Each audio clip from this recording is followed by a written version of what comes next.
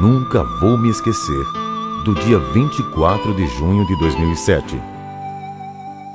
Pois naquele dia eu ganhei um PC numa rádio local. Então, a partir daquela data, a minha vida começou a mudar.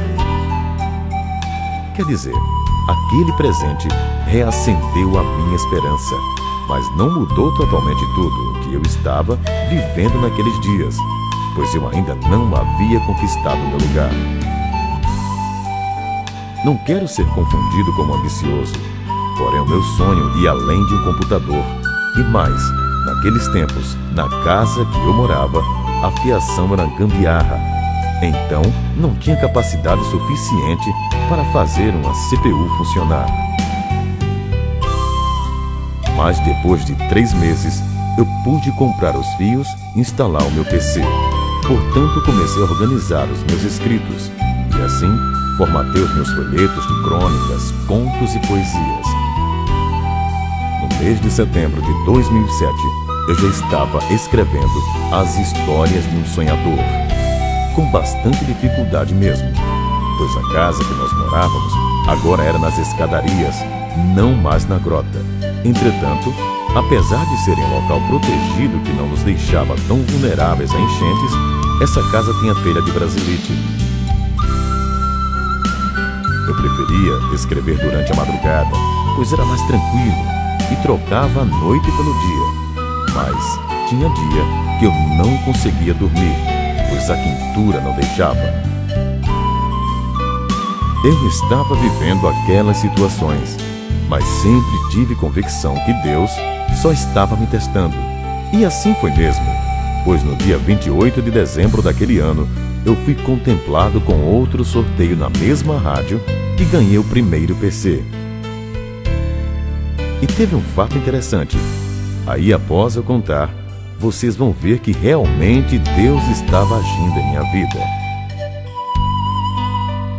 Naqueles dias, a casa que nós morávamos não era própria, mas pagávamos somente R$50 de aluguel, pois fomos nós que demos uma melhorada nas condições da mesma. Entretanto, só estávamos morando nela, pois os verdadeiros proprietários estavam em São Paulo.